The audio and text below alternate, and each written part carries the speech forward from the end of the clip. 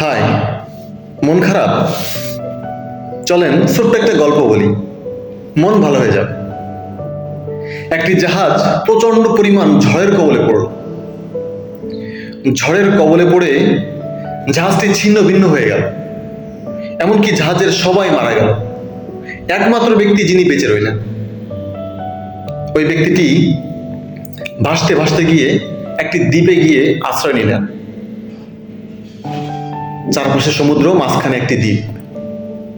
উনি ওই দ্বীপে অপেক্ষা করতে লাগলেন, যদি কোনো জাহাজ এইদিকে আসে সে সেই জাহাজে উঠে লোকালয়ে যাবে বা জীবন রক্ষা করবে। একদিন, 2 দিন যেতে লাগলো, কিন্তু কোনো জাহাজ আর এদিকে আসে না, দ্বীপের দিকে আসে না। এরপর সে ওই দ্বীপের মধ্যে জঙ্গল ছিল, ওই জঙ্গলের মধ্যে খড়, গাছের ডাল দিয়ে একটি ছোট্ট কুঁড়ে ঘর তৈরি করল।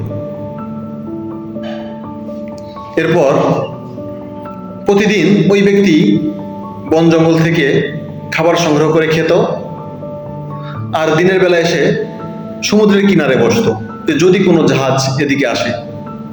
এভাবে 1 দিন, 2 দিন, 3 দিন যেতে যেতে সপ্তাহ পার হয়ে গেল, মাস পার হয়ে গেল, কিন্তু কোনো জাহাজ আর এদিকে আসে না। একদিন ওই ব্যক্তি ওই দ্বীপে যখন অপেক্ষা করছিল জাহাজের জন্য, সেখান থেকে সন্ধ্যার দিকে যখন ঘরের উদ্দেশ্যে রওনা দিল, ঘরের কিছু দূর আগে এসে দেখে তার ঘরটি আগুন ধরে গেছে, পুড়ে ছাই হয়ে গেছে। তখন ওই ব্যক্তিটি মহান সৃষ্টিকর্তাকে ভৎসনা করতে লাগলো, গালি দিতে লাগলো যে, হে সৃষ্টিকর্তা, তুমি জানো যে আমি কত বড় বিপদের মধ্যে আছি, আমার জীবন সংকটাপন্ন। আমি ছোট্ট একটি ঘর বানিয়েছিলাম, তুমি সেই ঘরটিকেও ধ্বংস করে দিলে। এই কি তোমার পরিকল্পনা? কি অন্যায় করেছিলাম আমি? এটা বলতে বলতে লোকটি আবার সমুদ্রের কিনারে গেল, এই ভেবে যে সে আর নিজের জীবন রাখবে না, সে আত্মহত্যা করবে, সমুদ্রে ঝাঁপ দিয়ে সে জীবন শেষ করে দিবে। এই ভেবে যখন সে সমুদ্রের কিনারে গেল, দেখলো দূর থেকে একটি জাহাজ এই দ্বীপের দিকে আসছে। কিছুক্ষণ পরে জাহাজ চলে আসলো।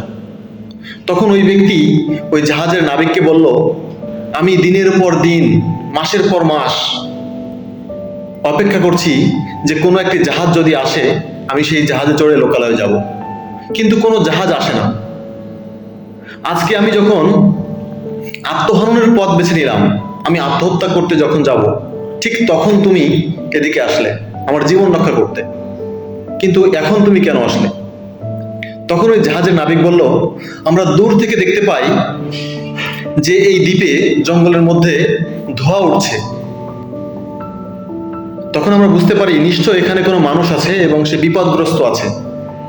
আমরা এটা দেখেই এদিকে জাহাজ চালিয়ে আসি। মূলত ব্যাপারটা হলো এখানেই যে আমাদের পরিকল্পনা থেকে মহান সৃষ্টিকর্তার পরিকল্পনা অনেক ঊর্ধ্বে।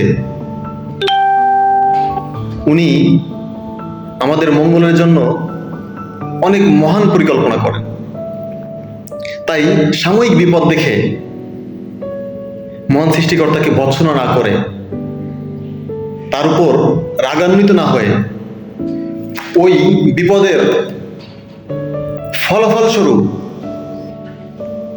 যে ভালো কিছু, সুন্দর কিছু আমাদের জন্য অপেক্ষা করছে, সেই সুন্দর কিছুর জন্য আমাদের অপেক্ষা করা উচিত। মহান সৃষ্টিকর্তাকে ভৎসনা করা কখনো উচিত নয়। এটাই ছিল গল্পের মোরাল অফ দ্য স্টোরি। ধন্যবাদ।